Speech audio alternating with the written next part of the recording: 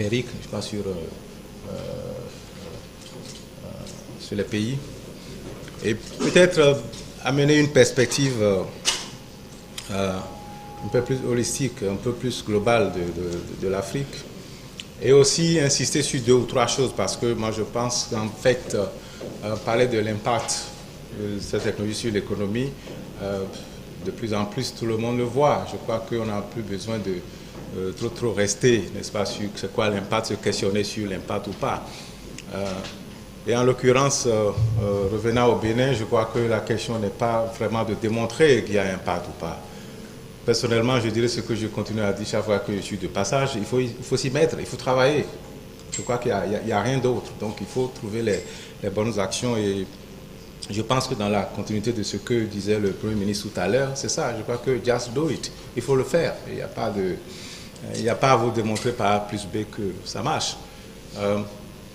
Je sais très bien qu'il y a une vingtaine d'années, lorsque j'étais au PNUD d'ici, l'une de nos discussions avec le responsable des télécommunications d'alors, c'était bon, donc le lancement de la téléphonie mobile et le dimensionnement justement des centraux, où il nous disait, ben, nous on est 2000, 3000 à peu près qu'on a dimensionné, on estime que ça va aller, les gens n'ont pas d'argent, ils ne vont pas communiquer. Et puis on était choqués, on lui disait, mais c'est pas possible. Et effectivement, 6 mois après, on discute avec lui, il dit, mais dis donc, ça a sauté, les gens ils sont intéressés vraiment. Et donc, comme disait encore le Premier ministre, c'était déjà trompé dès le départ, n'est-ce pas, pour lancer, pour dimensionner, n'est-ce pas, les centraux, et du coup ils ont été surpris. Mais je crois que la surprise est totale, puisque le temps est passé maintenant où on disait qu'il y avait plus de téléphones à Manhattan. Manhattan, c'est un grand quartier sur le de New York. Il y en avait plus de téléphones là-bas qu'en Afrique, que dans toute l'Afrique subsaharienne réunie. Aujourd'hui, nous n'en sommes plus là, hein, ne serait-ce que le bond du mobile, ne serait-ce que la réalité. Aujourd'hui, au Bénin, c'est 9 millions, c'est ça, de téléphones mobiles sur une population de 10 millions. Ça veut dire que, quand même, quelque part, ce n'est plus tellement le téléphone qui est le problème.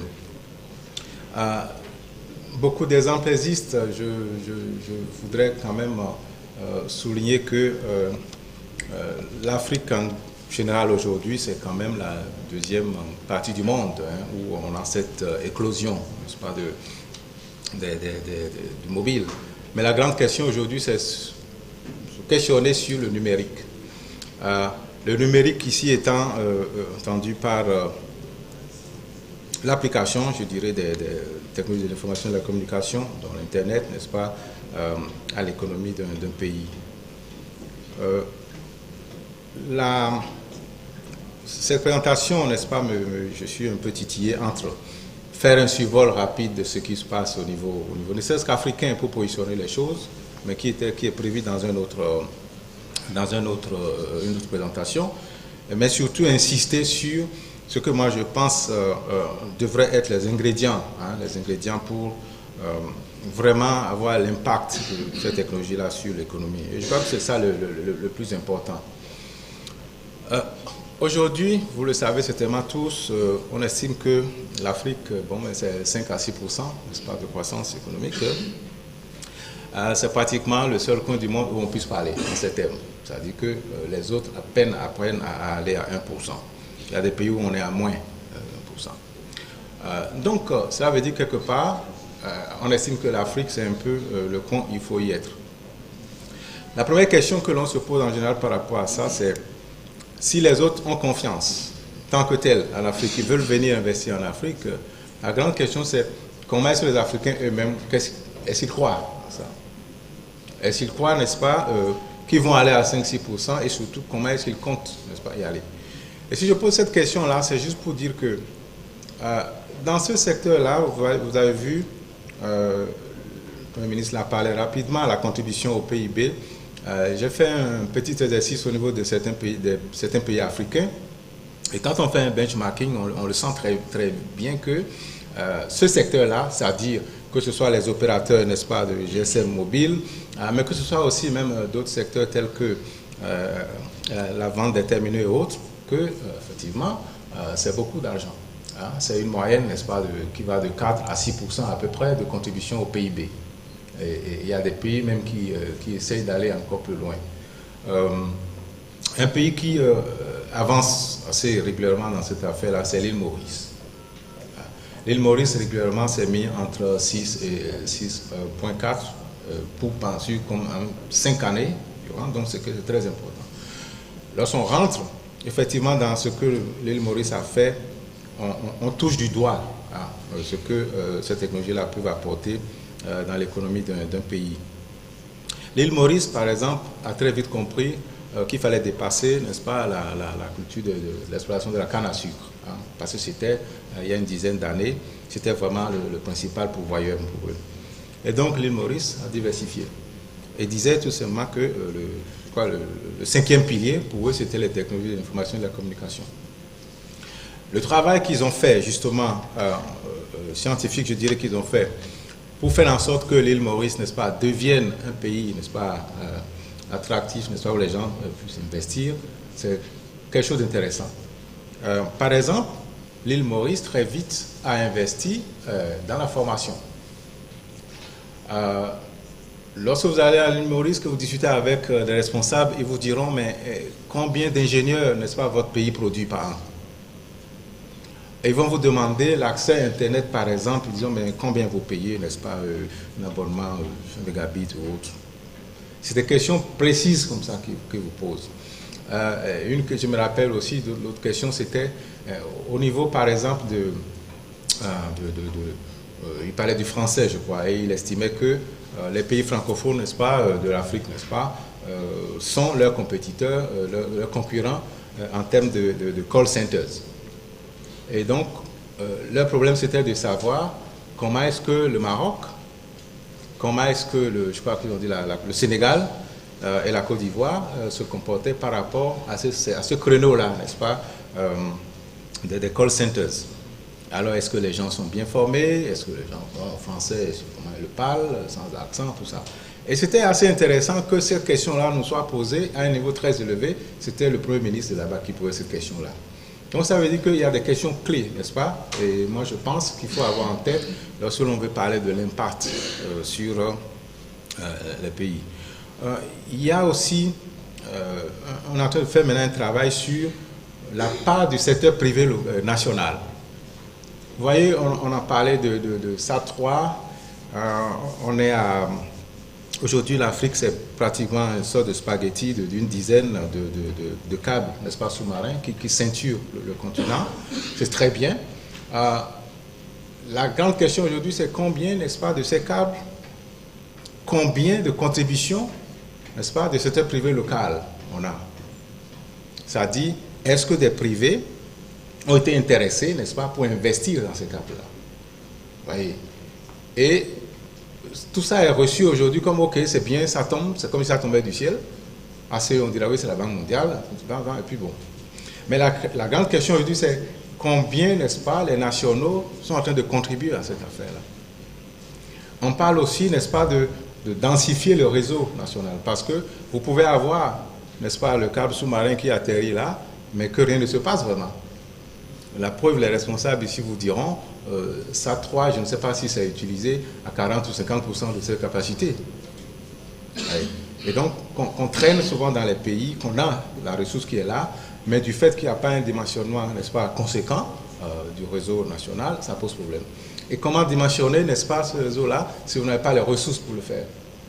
Et en termes de ressources, justement, soit vous comptez sur des opérateurs historiques et autres, qui ont des problèmes s'ils n'ont pas fait l'ouverture, n'est-ce pas, du capital comme il faut en son temps, et par contre c'est eux qui doivent faire les dépenses, ils ne feront pas.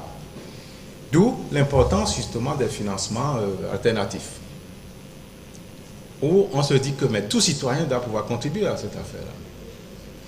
Où on peut se dire, mais toute, comment on appelle ça, toute collectivité locale, quelque part, doit pouvoir investir dans les infrastructures d'accès. C'est quelque chose que nous n'arrivons souvent pas à concevoir parce que souvent nous, surtout au niveau francophone, la conception de tout ramener, n'est-ce pas, au centre, c'est un problème pour nous. Et donc, je crois que pour les impacts, pour ressentir vraiment les impacts, il faut peut-être aller vers ce genre de secteur où comment est-ce que les collectivités locales peuvent aussi être dans la course au financement des infrastructures. C'est très important. Les impacts peuvent être aussi ressentis sur ce que j'appellerais, bon, maintenant ça c'est le contenu, les applications. On cite toujours le Kenya, l'Afrique du Sud, de plus en plus le Nigeria.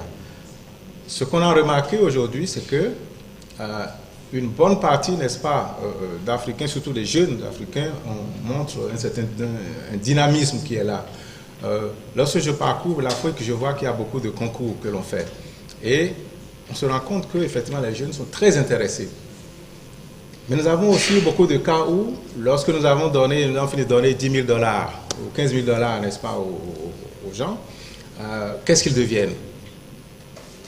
Nous avons plutôt des exemples de gens qui sont très vite récupérés, qui vont à Silicon Valley, où justement on donne de l'importance, n'est-ce pas, à leur application.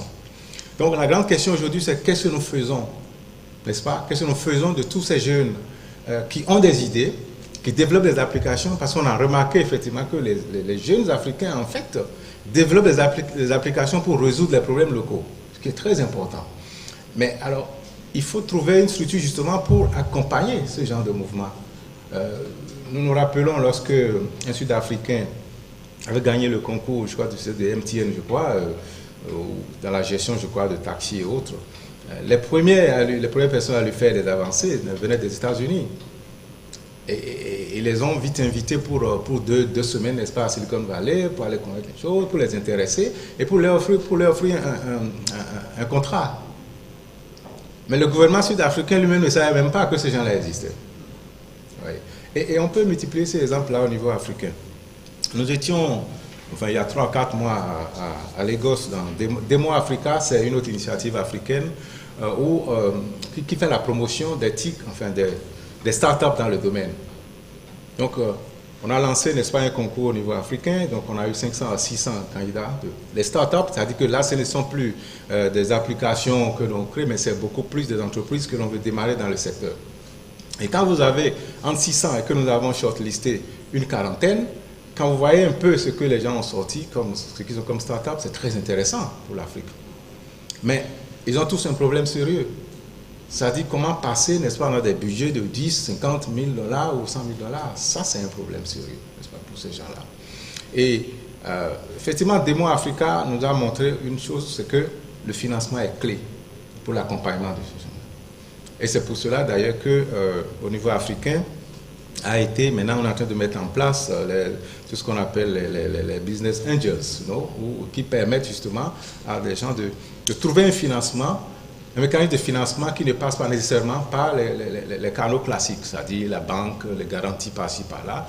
Et donc les gens qui croient, parce qu'il ne faut jamais l'oublier, on parle de Silicon Valley, on parle de ce développement-là, ce n'est pas parce que les banques se sont alignées pour financer. Non, c'est parce que des gens ont cru aux idées, c'est-à-dire lorsque vous lancez votre idée, on dit, ben, tiens, moi je mise sur vous. Dans 3 ans, moi je finance, et puis nous ferons le point.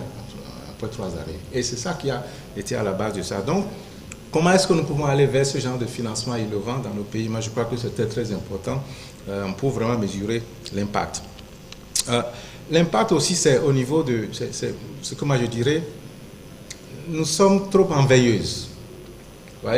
L'année dernière, je crois, c'était la semaine de l'Internet ici, où des jeunes ont monté une application de commerce électronique. Et finalement, il a dit, mais avec les problèmes que nous avons, le paiement par-ci, par-là, notre commerce électronique à nous, c'est au niveau béninois. Pour l'instant, nous n'avons pas ouvert pour l'extérieur. Il disait, non, on fait ça au niveau béninois parce que le béninois, il veut toucher la matière, il veut être sûr de ce que vous voulez lui proposer. Donc, nous avons un problème de ce côté-là. Donc, ce que je voudrais dire ici, c'est qu'on peut développer effectivement le commerce électronique, mais on a des problèmes à résoudre, des problèmes au niveau, n'est-ce pas, de la conceptualisation, n'est-ce pas, des choses au niveau du Bénin. Le tourisme. Le tourisme. Il y a une mine gigantesque ici, n'est-ce pas, ne serait-ce qu'au Bénin, et je pense qu'on peut travailler là-dessus. Donc, d'accord, merci. Bien, donc, oui, je crois que je dois Pour qu'il y ait un grand impact, je crois que je dois raccourcir un peu pour qu'on puisse discuter. Puisqu'on parle d'impact, no problem. I will make sure you got it. Donc, en termes d'impact, je dirais, c'est très clair. Hein. On l'a remarqué aujourd'hui. Lorsque vous prenez les grands index au niveau mondial, que ce soit le Forum économique mondial, les pays qui se trouvent toujours en haut, n'est-ce pas, si vous voulez, du podium là, c'est souvent les pays qui ont pris ce secteur-là au sérieux et qui ont fait 2 ou 3 choses. Je vais finir là-dessus. Les responsabilités des uns des autres. Moi, quand j'écoutais le Premier ministre tout à l'heure, c'est ça que j'avais en tête. C'est la responsabilité des uns des autres. Qui fait quoi? L'État doit-il prendre la place du secteur privé? Manifestement, tout le monde dira non, mais dans la réalité, comment est-ce que nous le faisons? Une ressource comme les télécoms aujourd'hui, comment est-ce qu'on va vers ce qu'on appelle l'ouverture du capital ou bien, tout la dénationalisation? Comment on le fait? Est-ce que nous avons en place justement un mécanisme d'intelligence économique où aucune décision n'est prise dans ce secteur-là sans avoir une claire connaissance de ce que le pays gagne? J'ai vécu dans un pays, à un moment donné, où le président prenait un plaisir à vendre les licences. Il faut 100 milliards, c'est ça que je veux. Et la grande question, c'est bon, après les 100 milliards, on fait quoi? Oui. Donc, est-ce qu'on peut passer la licence que l'on collecte pour imaginer ce secteur-là comme vraiment un secteur qui peut densifier beaucoup d'autres secteurs? Et donc, ça pose aussi la question des fonds d'accès universels et autres qu'on a à gauche, un peu partout en Afrique. On les a en Afrique, hein, et beaucoup d'argent dorment dans ces choses-là, parce que la gouvernance n'y est pas, on ne sait pas très bien comment dépenser cet argent-là. Il y a de l'argent. La CEDEAO n'est que ça, il y a beaucoup d'argent dans le fonds d'accès universel, mais on n'utilise pas.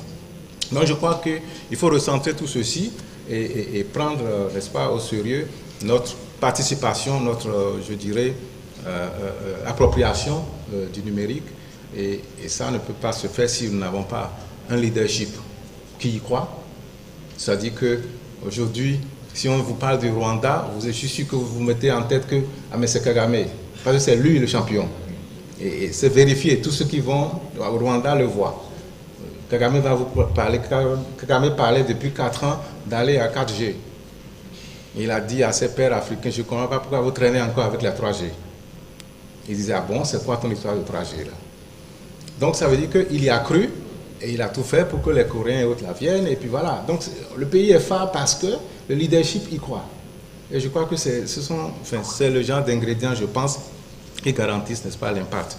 Ok, je crois que l'idée c'est aussi d'avoir des questions-réponses. Moi j'ai voulu juste jeter 2 ou 3 idées et puis je vous remercie pour votre attention. Présentateur. Oui, il parlait de 3 paramètres qu'il faut maîtriser. Je n'ai retenu que la responsabilité des uns et des autres. Ensuite, il a survolé la question de leadership. Mais il me semble dans ce développement, à moins que je sois distrait, je n'ai pas pu décrypter le 3e paramètre.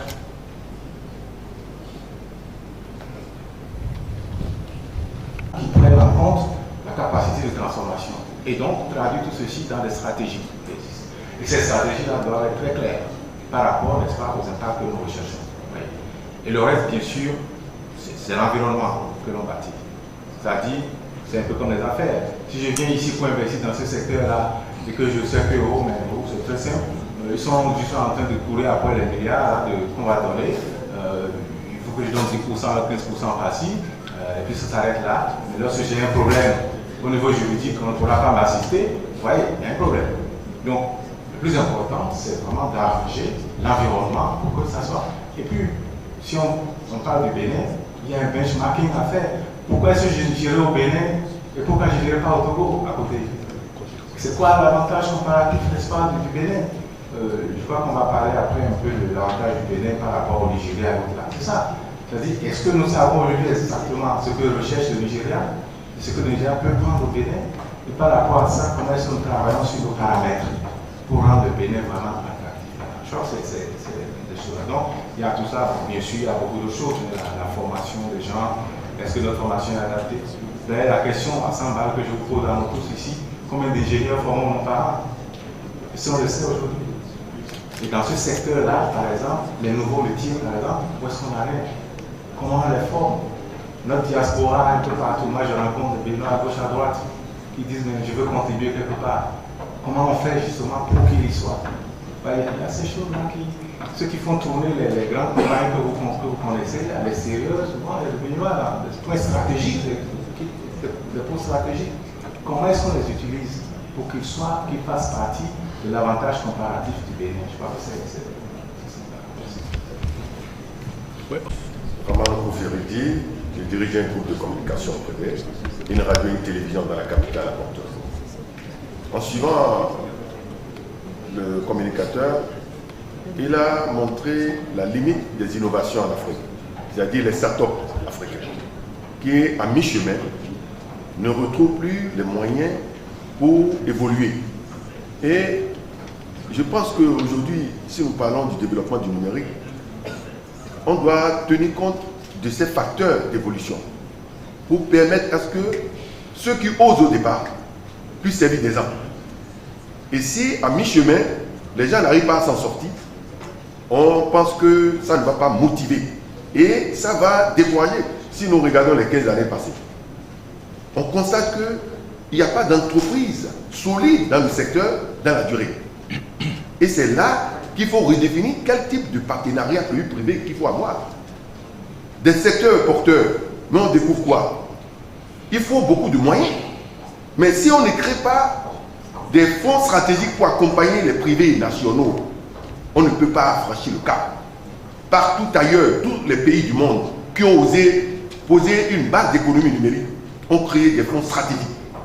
Et ces fonds, je pense que pour pouvoir réussir une politique du numérique aujourd'hui, il est essentiel qu'on puisse faire le bilan de la capacité de financement en interne au Bénin et dans la sous-région, pour pouvoir permettre à ce que des innovations puissent aller loin et se donner les moyens d'être des exemples qui impactent le développement intérieur. Voilà ce que je voulais ajouter dans ce sens. Merci. Je disais aujourd'hui, on peut donner tous les milliards qu'on veut aussi au Bénin, sans qu'on ait les résultats. Parce qu'en fait, derrière, c'est tout ce qu'on met derrière comme organisation. Ouais.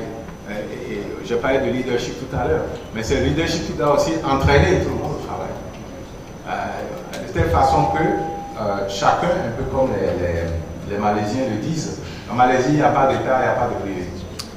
En Malaisie, il y a seulement l'entreprise Malaisie. C'est-à-dire que vous soyez à l'intérieur de l'État ou bien à l'extérieur de l'État, vous travaillez tous pour la Malaisie. Et donc, ça veut dire que chacun, à un moment donné, est responsabilisé. Donc, oui, c'est vrai, il faut de l'argent, il faut c'est ce que j'ai appelé stratégie de financement innovant, trouver des mécanismes, voilà. Mais il faut entretenir tout ceci et la responsabilisation de chacun, c'est très important. Donc, c'est juste pour compléter ce que vous avez dit. Oui, de l'argent, mais je parle de vous. Parce que le drame dans ça, c'est que ces gens ne sont pas convaincus, ils prendront de l'argent. Mais on ne verra pas l'impact. Et du reste, on a vu des cas où les gens ont pris de l'argent et ils n'ont pas fait le point. Parce que derrière, c'est pas la gouvernance qui est derrière. Vous voyez, il ne s'agit pas non plus de penser à avoir de l'argent gratuitement. C'est-à-dire que oui, je suis jeune, donnez-moi 10 millions, moi je me débrouille. Pourquoi? Il faut à un moment donné qu'on puisse avoir un système qui dise, ok, vous avez 10 millions, mais vous remboursez dans 5 ans. Vous voyez, donc la gratuité, et là, bon, quelqu'un qui a travaillé beaucoup aux Nations Unies, je le dis aujourd'hui, je ne suis plus là-dedans, c'est pas ça qui nous a aidés, hein, les projets. Les projets, c'était une erreur énorme. C'est-à-dire que nous pensons que tout doit venir d'ailleurs, c'est une erreur. Nous pouvions développer plein de choses en contact sur beaucoup de nos richesses ici. Nous avons toujours pensé qu'il fallait que ça vienne d'ailleurs, il faut qu'on nous combatte d'argent. C'est pas vrai. Et puis aucun pays ne s'est développé comme ça. Donc l'argent là c'est bon, mais je crois que, comme disait l'autre qui est décédé, l'argent n'aime pas le bruit, il ne faut pas trop en parler. Le bon goût qui disait ça. Bonjour chers invités aux Assises nationales du numérique, la première édition. Je me présente, Yannick Lassoman, je suis le directeur général de Bénin Télécom Infrastructure.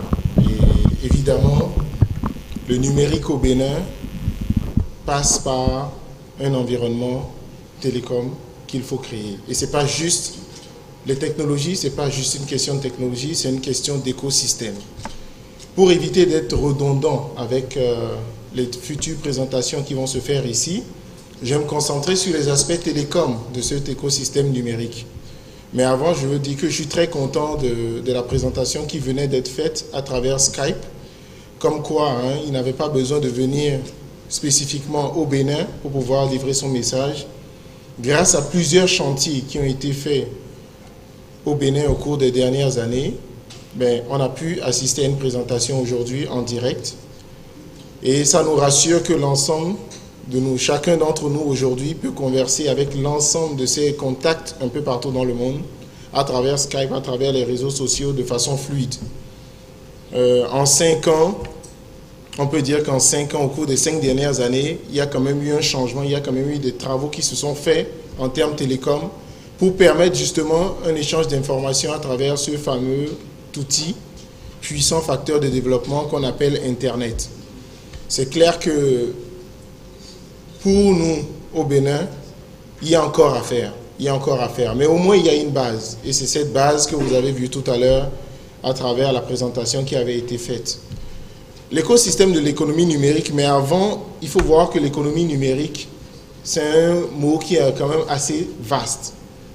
Du moment qu'il y a échange de services, quelqu'un qui fournit un service, quelqu'un qui en consomme, qui utilise des technologies et que ça permet de créer de la valeur, on parle d'économie numérique. Parce que ça permet de créer de la valeur, ça peut être monétaire ou pas, mais on parlera d'économie numérique dans ce cas, parce que ça aura une contribution, ça permettra de développer un pays. Donc c'est une branche de l'économie qui est spécifique dans le sens où elle utilise les technologies de l'information et des communications au niveau des secteurs de production. Ça regroupe aussi bien les entreprises qui produisent des biens et services et que cette production est supportée par des technologies de l'information et des communications. De façon générale, au niveau de l'écosystème numérique, on parlera de fournisseurs de services ou de contenus et de demandeurs. C'est vrai que c'est la demande et la structuration de la demande qui va être un facteur important de cet écosystème qui va permettre de donner une forme à cet écosystème. Ça peut aussi bien être les individus comme nous, des entreprises et même le gouvernement. Et les fournisseurs aussi se retrouvent dans le même sens. Ça peut être des fournisseurs d'applications, des développeurs. Ça peut être la mise en place de services électroniques. Ça peut être aussi des entreprises complètement virtuelles. Mais tout ceci se base sur un réseau qui est important, c'est le réseau de livraison de ces services et de ces contenus. Sans ce réseau, on ne pourra pas parler forcément d'un échange de services numérique. Ce réseau, c'est des applications, c'est un réseau de transport de données, souvent Internet aujourd'hui, puisque c'est le protocole le plus facile à utiliser dans le monde numérique. Mais ma présentation va se concentrer vraiment sur cette partie-là du réseau de livraison et services pour parler des chantiers en matière de télécommunications qui ont été faits pour permettre justement aujourd'hui à ce qu'on assiste à une présentation faite à travers Skype en direct. Pour nous permettre aujourd'hui d'assister à une émergence de nombreux services et applications, notamment sur les réseaux mobiles, qui connaissent une croissance de plus en plus fulgurante. Laissez-moi vous donner quelques grands acteurs en termes de catégories. Il y a des entreprises dont les secteurs producteurs sont les services d'éthique. C'est comme nous, les fournisseurs d'accès Internet, les opérateurs télécoms, les équipementiers informatiques qui produisent les supports. Il y a les entreprises dont l'existence même est liée au fait qu'il existe d'éthique. Ceux qui sont spécialisés dans les services, les commerces en ligne, par exemple, les services en ligne, les producteurs de contenu numérique. Il y a des entreprises qui utilisent l'éthique pour en faire un avantage concurrentiel ou gagner même en termes de productivité.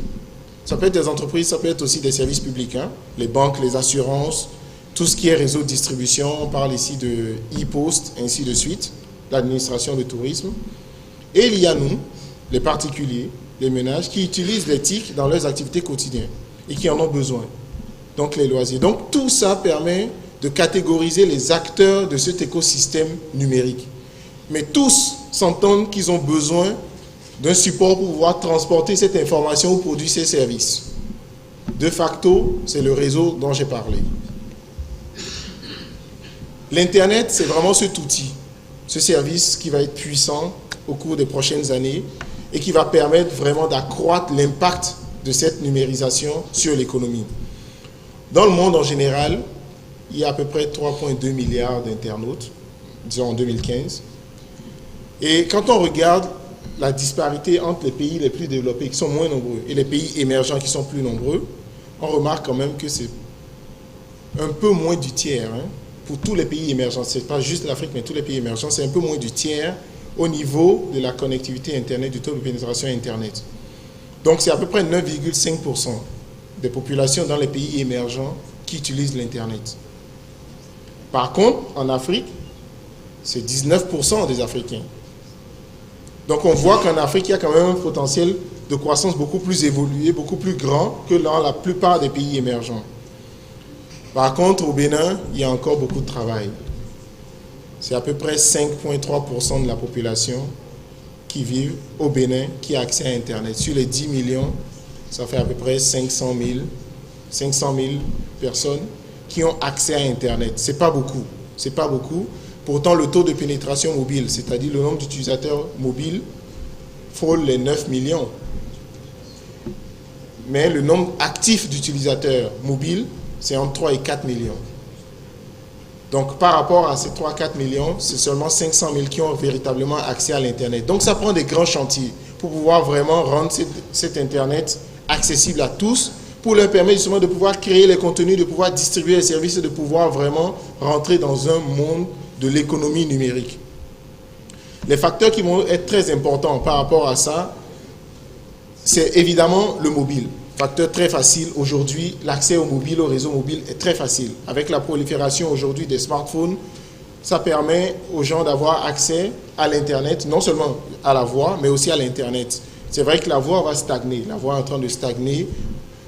Je sais que la plupart d'entre vous ici aujourd'hui ont tous un smartphone et au lieu de téléphoner, envoie des messages WhatsApp, envoie des messages Viber, téléphone à travers Viber, à travers WhatsApp. Donc c'est vrai que la voix traditionnelle telle qu'on la connaît va laisser place à la voix sur IP principalement, mais surtout les changements et les transferts de données vont être ceux qui vont vraiment impacter le besoin des populations à avoir accès à Internet.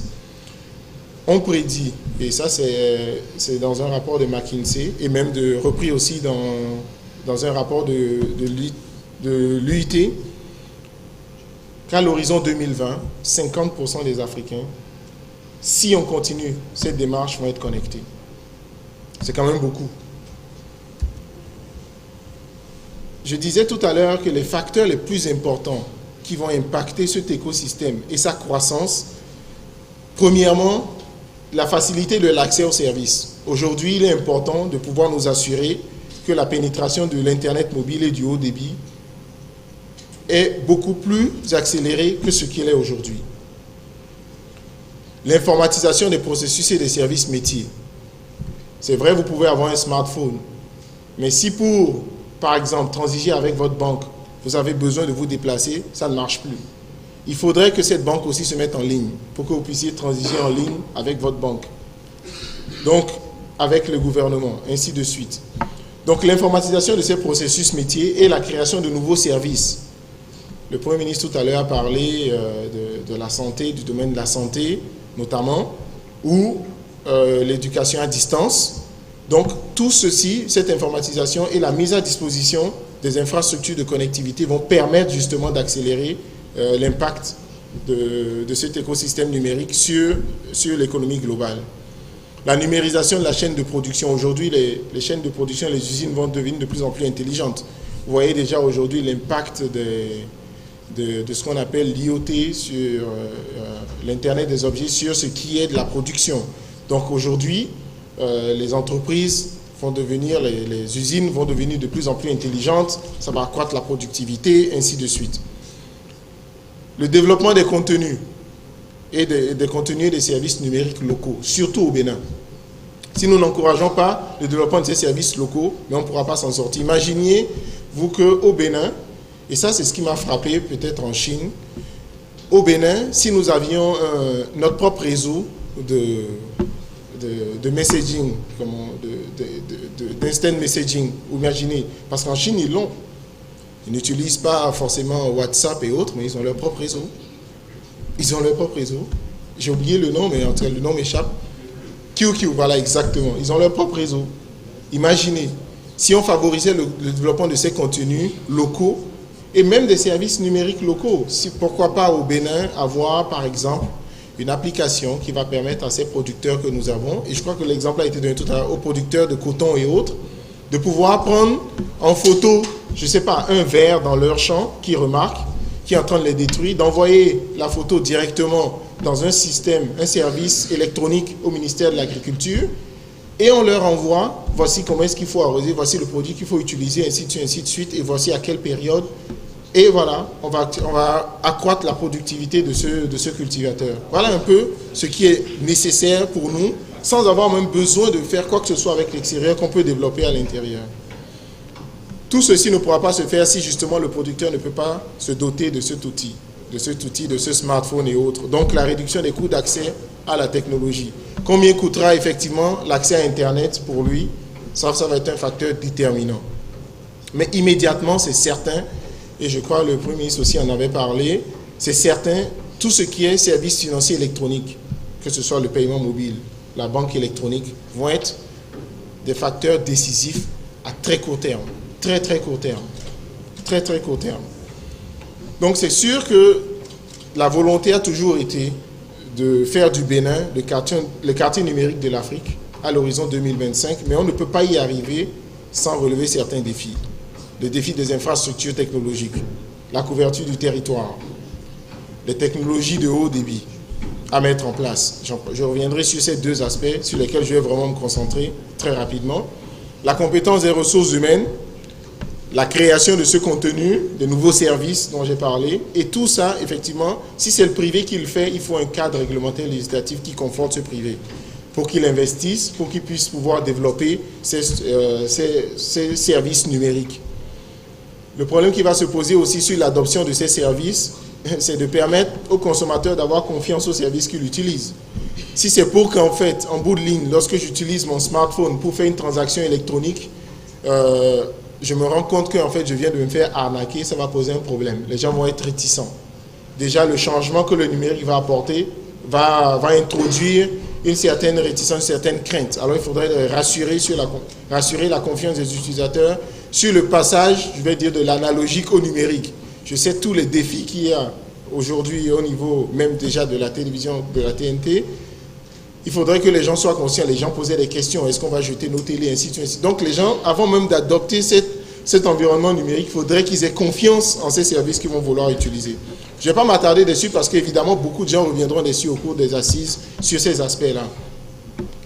Au niveau du Bénin, principalement, il y a un écosystème, des opérateurs majeurs. J'ai séparé en deux, en vert, vous verrez tout ce qui concerne les fournisseurs d'accès Internet. Je ne vais pas revenir là-dessus, vous les connaissez. En gris, ça va être vraiment le réseau mobile. Et au centre, les infrastructures. Et là, ça m'emmène sur les grands chantiers au niveau de Bénin Télécom, principalement. Le premier grand chantier qui a été introduit, c'est vraiment la réforme de l'opérateur historique. Il n'est jamais trop tard, cette réforme est nécessaire parce que c'est un blocage au développement de l'écosystème numérique. Le déploiement d'un réseau backbone de fibre optique. Pourquoi ? Nécessaire parce qu'aujourd'hui, il faut rapprocher les communautés que nous avons.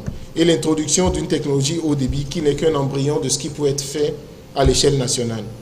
La réforme de l'opérateur historique a consisté principalement à séparer l'opérateur historique en 3 entités. Une branche mobile, une branche de services fixes et d'Internet, et une branche d'infrastructure. L'idée globale derrière ça, c'est vraiment de séparer, d'avoir une séparation entre le développement des infrastructures sur lesquelles tout le monde peut, disons sur lesquelles l'ensemble des opérateurs peuvent s'appuyer. Donc on parle ici de l'autoroute, comme construire des routes de Cotonou à Parakou, de Parakou à Malanville, mais des autoroutes, et de permettre justement à l'ensemble du secteur de créer les voies de sortie vers les villages, vers les populations. Donc, a consisté à créer, attendez, je crois qu'il y a quelque chose ici, a consisté à créer 3 entités, avec pour objectif final de vraiment ouvrir le capital. Le fait que cette société, cet opérateur historique soit encore étatique, pose des problèmes au niveau de sa croissance, au niveau de sa capacité à vraiment s'intégrer dans ce monde concurrentiel et à rencontrer les besoins des populations. Donc il était important d'abord, à travers cette réforme, de pouvoir permettre l'introduction de capitaux privés et, disons, aller vers un modèle économique de partenariat public-privé qui va permettre aux privés d'accélérer la croissance et le développement de ce secteur. Donc c'est principalement ça la réforme de l'opérateur historique. Je crois qu'on nous a déjà donné des exemples un peu plus tôt de ces réformes d'opérateurs historiques dans d'autres pays. Alors, les deux gros projets dont j'ai parlé tout à l'heure, qui est l'infrastructure au niveau national, il s'agit d'aller vers l'interconnexion de nos 77 communes. Que vous soyez à Cotonou, à Parakou, à Boycon, à Lokossa, à Natitengu, à Malanville, que vous ayez accès au haut débit ou que ces points d'accès d'interconnexion soient de façon à ce que tous... Ma troisième question, c'est quel arrimage entre l'écosystème que vous venez de présenter et le cybercité financé par la banque Exim Bank de l'Inde. Troisième question. Quatrième de moins. Dans votre présentation, vous avez parlé de e-gouvernement. Il y a un projet que votre ministère de tutelle a inscrit au programme d'investissement public. Et je voudrais savoir quels sont les résultats tangibles de ce projet quand vous avez mis l'accent sur l'informatisation des processus métiers, surtout en ce qui concerne l'administration publique. Enfin, je voudrais savoir, par rapport à l'analogie au numérique, pensez-vous que c'est possible sans les infrastructures et surtout sans la fibre optique au niveau national? Merci. Okay. Merci pour les questions. Je crois qu'il y en a qui se croisent. Hein. Si je commence même par la dernière, je vais déjà vous dire, de toutes les façons, aujourd'hui, la politique et le gouvernement se sont rendus compte qu'on ne peut rien faire sans développer les infrastructures de technologie. D'accord? Donc à partir de là, que ce soit pour le passage à l'énergie numérique, que ce soit pour la mise en place de services gouvernementaux, notamment le projet e-Gov dont vous avez parlé, que ce soit pour l'ensemble du secteur de l'économie, il faudra avoir les technologies. Pour y arriver, le programme de développement des infrastructures a été mis en place. C'est le déploiement de la fibre optique de 2000 km. En fait, c'est un ajout, parce qu'il y a déjà près de 1300 km. De Cotonou à Malanville et de Parakou à Porga, aujourd'hui, il y a déjà la fibre optique. Dans Cotonou, il y a déjà des réseaux locaux. Donc, c'est la raison pour laquelle, par exemple, aujourd'hui, à Azalaï est connecté en fibre optique. C'est comme ça que nous avons pu avoir le haut débit. Donc, beaucoup d'hôtels aussi sont déjà connectés. Beaucoup d'entreprises sont connectées aujourd'hui. Donc, ça existe. Donc, quand on parle de chantier en cours, on a lancé ce chantier le 26 novembre dernier, 2015. Donc, ça fait 2 mois. Là, on est à la phase préparatoire pour commencer les travaux de génie civil. Pour mettre la fibre optique sous terre, il faut faire beaucoup de génie civil. C'est ça qui prend le plus de temps. Donc, à l'étape aujourd'hui, on est en train de faire les travaux de génie civil pour pouvoir terminer cela. Donc, en termes de chantier, c'est en cours. En termes de 4G, aujourd'hui, vous pouvez aller en bas, vous achetez la 4G. C'est déjà disponible, ça s'utilise. Donc, en termes de chantier en cours, il y en a qui sont déjà terminés, il y en a qui sont en cours. Et le lien avec la cité numérique, ça sert à quoi d'avoir une cité numérique s'il n'y a pas de connectivité? Alors, la cité numérique se met en place. On a parlé d'une première phase et il y aura une deuxième phase aujourd'hui qui va aussi se mettre en place. Donc, j'espère avoir brossé ça de façon parce qu'on me fait signe comme quoi le temps est terminé depuis longtemps. Je vous remercie. Merci au monsieur qui a posé beaucoup de questions. Il aura toutes ses réponses avant demain, c'est sûr. Nous allons faire la transition avec la culture et nous allons demander à Marie-Cécile, c'est ça, Zinsou, de venir nous présenter le lien entre le numérique et la culture. Ça commence très mal. Je suis venue avec un outil que peut-être certains jeunes gens ne connaissent même pas, un carnet de notes et un stylo, quelque chose que la génération numérique n'utilise plus du tout. Mais je suis désolée parce que c'est comme ça que j'ai décidé de faire ma présentation. Alors, bonjour, merci de me recevoir. Je suis venue vous raconter pendant un quart d'heure un exemple de culture dans le numérique. Alors, je ne vais pas parler en général du monde de la culture, en général du monde numérique, parce que si je dois commencer à vous raconter ce que c'est que la culture ici au Bénin, la richesse de la création, le talent des gens depuis des siècles et tout ça, on ne va pas s'en sortir, ça va durer 4h30 et ce ne sera même pas terminé. Donc, je commence en vous disant que si on était dans une conférence normale, on me dirait, alors qu'est-ce que c'est que le musée de Ouidah ? Ah oui, grande question. Qu'est-ce que c'est que le musée de Ouidah ? Premier musée d'art contemporain en Afrique, situé dans la ville de Ouidah. À quoi ça ressemble ? À quoi ça sert ? Moi, aujourd'hui, je vais vous poser une autre question qui est, où est le musée de Ouidah ? Est-ce que quelqu'un peut répondre à cette question ? Où se situe le musée de Ouidah ?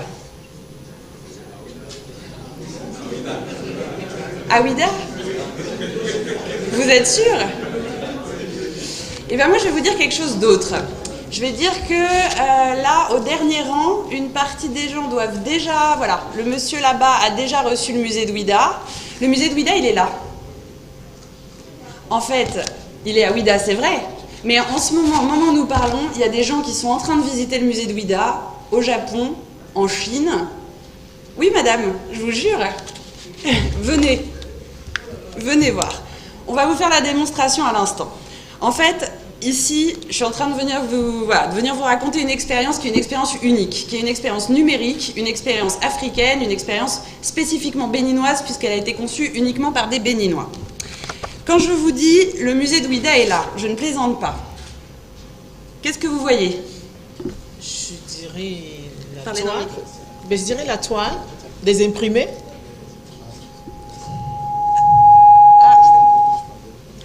Des imprimés. Vous voyez des imprimés ? Oui. Alors, moi, je vous dis que je ne vois pas ça. Voici ce que voit la dame. Une partie d'entre vous l'a déjà dans la main et une autre partie va le recevoir à l'instant. Moi, je ne vois pas d'imprimé, je ne vois pas de pagne, je ne vois rien de multicolore. Bon, on va dire que c'est des images numériques.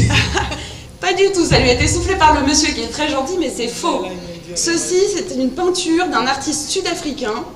Un artiste sud-africain qui s'appelle Bruce Clark, que certains d'entre vous ont peut-être déjà vu, rencontré, parce qu'il vient souvent au Bénin où nous avons fait une grande exposition de lui. Ça, c'est un tableau, et c'est le tableau avec une peinture de boxeur. Je vais vous demander de rendre le micro, parce que sinon ça va sonner, et je vais vous prêter mon téléphone, et je vais vous demander de l'utiliser pour regarder ce que j'ai dans la main, et vous allez me dire ce que vous voyez. Regardez, visez l'image avec mon téléphone. Qu'est-ce que vous voyez ? Oh, mais des objets d'art, hein ? Alors, vous allez pouvoir faire l'expérience puisqu'il y a un des guides de la Fondation Cédric et qui va vous montrer, voilà, vous êtes en train de le découvrir. Vous n'allez pas pouvoir voir ici, mais en fait, là, à partir de ce papier, on découvre en fait l'œuvre qui se cache derrière. C'est-à-dire que dans mon téléphone, j'ai une application qui s'appelle Wacpon. Wacpon, c'est une application qui vous permet de découvrir le musée de Ouidah n'importe où dans le monde. Il suffit de 10 feuilles de papier et d'une application gratuite. Alors, on va vous montrer, vous avez des gens qui circulent et qui vont vous montrer ça à l'instant. Oh, parfait, c'est des objets d'art. Si vous voulez, je vous en montre une autre et puis après, je vais vous expliquer. Un animal sur genre un tableau. Un animal inscrit sur le tableau, je ne sais pas lequel. Ananas, c'est une tige d'ananas. Oh là là, ça n'a rien à voir avec... Merci beaucoup, vous voyez, je vous ai montré, merci. Alors, je vais vous expliquer. Alors, oui, allez-y, et puis vous allez, de toute façon, on va vous donner les images, donc vous pourrez regarder ça chez vous. L'expérience que cette dame vient de faire, c'est intéressant parce que c'est une expérience unique. C'est une expérience que j'ai essayé de présenter par téléphone à Monsieur Desgila qui a la gentillesse de nous recevoir aujourd'hui. Et il m'a dit, je suis quand même contente que tu viennes nous en parler parce que je suis pas sûre de pouvoir comprendre ce dont on parle. Effectivement, le musée qui se dématérialise à travers des feuilles de papier incompréhensibles qui sont certes jolies, c'est du pagne, ça fait des jolis motifs. On ne peut pas comprendre très facilement comment se passe la transformation entre le pagne et l'œuvre d'art. Il y a 2 ans, nous avons été contactés par Pierrick Chabi, qui vient de remporter il y a 3 semaines le prix de grand innovateur de la mairie de Paris avec son application Wakatoon. Pierrick Chabi est un jeune homme béninois qui est un des plus grands spécialistes mondiaux de réalité augmentée. Alors Pierrick Chabi nous a appelés et nous a dit, voilà, je vois votre fondation. Moi, ce qui m'intéresse, c'est la façon dont vous diffusez vers les enfants, dont vous parlez au public jeune. Qu'est-ce que je peux faire ? Qu'est-ce que je peux vous apporter ? Objectivement, ce garçon est spécialiste de réalité augmentée. Moi, j'ai un musée à Ouida. Ma première réponse, c'est merci beaucoup pour votre coup de fil, mais rien. Qu'est-ce qu'on fait avec un spécialiste de réalité augmentée? Moi, j'en ai pas la moindre idée. Alors, il m'a dit, en fait, peut-être pas rien, peut-être qu'on pourrait discuter. Alors, bon, on n'est pas hostile à la discussion. Les gens qui nous aiment bien, on les aime bien aussi. Donc, Pierrick Chabi est venu. On a regardé des expériences de réalité augmentée. On a commencé à chercher ce qui se faisait. On a regardé, on a vu que grâce à l'application de L'Oréal, on pouvait se maquiller directement sur son cell phone et commander les produits en ligne. Donc vous vous regardez dans votre téléphone comme si c'était un miroir et tout à coup vous pouvez essayer le maquillage. On a vu qu'on pouvait faire apparaître des requins qui dansent dans n'importe quel espace avec une application, quelque chose comme Dancing Shark. Et tout à coup on s'est dit comment est-ce qu'on applique ça au musée? Et ça nous a ouvert des portes. Vous savez aujourd'hui qu'un des problèmes du transport des œuvres d'art, du déplacement des œuvres, c'est que c'est très cher, les assurances sont très conséquentes. Tout à coup, on s'est dit, en fait, au lieu de faire apparaître des requins qui dansent, si on faisait apparaître des œuvres d'art qui existent dans des musées du monde entier, chez nous au Bénin, et si on augmentait le musée de Ouida, à ce moment-là, le musée devient, passe de la réalité augmentée au musée augmenté. On a testé cette idée d'emprunter virtuellement les plus grands chefs-d'œuvre des plus grandes collections mondiales et de les présenter ici au Bénin. Plus de problèmes d'humidité, plus de problèmes de chaleur, plus de problèmes de transport, des réductions de coûts absolument inouïes. Et puis comme ça n'existe pas encore les prêts virtuels, c'est pas encore payant. Donc c'était une assez bonne opération qui permettait au musée de voyager tout en ne voyageant pas. De la même manière que, objectivement, le musée d'Ouida, il est là, mais techniquement, là, l'œuvre n'est pas déchirée. Vous l'avez dans la main, l'œuvre existe toujours. Donc aujourd'hui, les œuvres ne peuvent plus être détruites. Là, j'ai déchiré un bout de papier, c'est vrai. D'abord, je peux utiliser mon téléphone et continuer de voir l'œuvre, parce que le code est très fort, donc ça marchera. Et puis en plus, de toute façon, même si le mien ne marche pas, votre œuvre à vous marche, et dès que vous avez une imprimante, vous pouvez réimprimer les œuvres. Et donc, en discutant petit à petit, on s'est dit, ok, donc là, ça veut dire que le public qui vient chez nous, donc nous, on estime notre public sur le musée, parce que sur les bibliothèques, on a plus ou moins 200 000 personnes par an. Sur le musée et l'espace d'exposition, on a 300 000 personnes qui visitent chaque année. Donc on s'est dit, cette possibilité que nous ouvre le numérique, c'est que les 300 000 personnes qui viennent nous voir puissent avoir accès à plus d'œuvres d'art. Donc il y aura plus d'Omar Victor Diop, plus de Bruce Clark, plus de Soli Cissé, plus de Seydou Keita. Mais en fait, ça marche aussi dans l'autre sens. C'est-à-dire que si les œuvres des autres musées peuvent voyager chez nous, ça veut dire qu'en réalité, les œuvres de notre musée peuvent voyager chez eux. Et c'est là qu'en fait, on a changé tout le projet. Au lieu d'augmenter le musée d'Ouida, on s'est dit on va augmenter le public du musée d'Ouida. Et est-ce que c'est nécessaire d'envoyer des œuvres? Il faut que les œuvres circulent, il faut que les œuvres voyagent, il faut que les œuvres elles soient vues par tous. Il faut absolument que les enfants d'ici et des enfants d'ailleurs connaissent les œuvres d'ici et d'ailleurs. Ce qui est important, c'est l'échange. Mais le continent qui a le plus de déficit de visibilité de sa création, aujourd'hui, c'est l'Afrique. Et celui qui a une des créations les plus formidables du monde, c'est le même, c'est l'Afrique. Mais du coup, il faut que l'Afrique puisse voir la création africaine. Et c'était ça l'idée du musée d'Ouida, c'est ça l'idée de la fondation Zinsou depuis 10 ans. Mais on ne peut jamais toucher que les gens qui sont autour de nous. Alors, les gens qui sont autour de nous, c'est les gens de notre quartier. Et puis après, la dame qui est au fond de la salle nous a acheté un énorme bus. Alors évidemment, on a agrandi le rayon d'action, c'est-à-dire que le bus va chercher les écoles plus loin.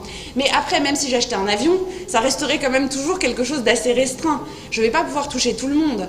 Alors que là, d'un coup d'un seul, je peux toucher avec mon musée tous les gens qui disposent d'une feuille blanche et qui peuvent l'imprimer. Certains d'entre vous l'ont en couleur, certains d'entre vous l'ont en noir et blanc. Une bête imprimante qu'on peut trouver n'importe où, dans n'importe quel cybercafé de n'importe quel village, permet d'imprimer le musée. Et l'expérience devient à ce moment-là accessible à tous. Et le musée d'Ouida, au lieu d'accueillir le reste du monde, va se répandre dans le reste du monde. Et donc voilà, c'est comme ça qu'on a inventé cette application Wacpon. Et alors je vais vous dire une chose, c'est intéressant comme application, elle fait partie des applications qui ont été sélectionnées par l'ONU comme les applications les plus innovantes dans le monde de la culture. C'est Wacpon qui avait été sélectionné comme application pour l'Afrique.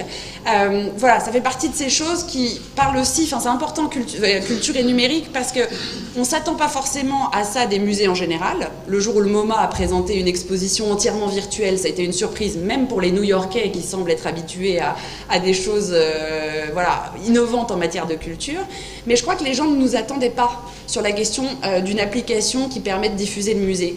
On a été contacté par le fameux MoMA, le musée d'art moderne de New York. On a été contacté par un musée qui est en train de mettre ça en place au moment où nous parlons en Argentine, le musée de Buenos Aires. On est en réflexion avec le château de Versailles. On est sur plusieurs sujets aujourd'hui, avec plusieurs musées dans le monde qui posent la question au Bénin, comment avance-t-on au niveau du numérique? Et ça, c'est une chose qui est intéressante, de même que la création et l'excellence absolue. Aujourd'hui, des artistes comme Romuald Azoumé, Cyprien Tokudagba, Aston, Dominique Zingpe, on n'est pas dans les 15 derniers artistes du monde comme on peut être sur des niveaux de développement ou sur des critères d'infrastructure ou de santé. Ah non, là, on est dans le top 5. Donc là, on est directement, la création nous met dans un niveau d'excellence totale. Et c'est intéressant de voir que finalement le numérique nous met dans cette même excellence. Et en fait, tout le reste va suivre. Mais l'art était très pionnier et le numérique l'est de la même manière. Et c'est intéressant que l'Afrique apporte une solution numérique à des problèmes qui n'existent même pas encore. Mais c'est intéressant de voir qu'on est totalement pionnier dans ces secteurs. De la même manière qu'on est pionnier en création, on est pionnier en matière de création numérique. Et ça, c'est une des choses qui, pour nous, est très très importante. Donc, au-delà du fait que ça parle aux gens qui sont ici, ça parle aux gens qui sont ailleurs, donc ça permet de diffuser, une application comme celle-ci permet de diffuser vraiment le musée à des gens qui n'ont pas accès au musée. Ce que vous n'avez pas vu et que je dois vous dire à ce stade dans l'expérience WACPON, c'est que vous n'aviez pas le son. Donc, c'est pour ça que vous m'avez dit « Ah, mais c'est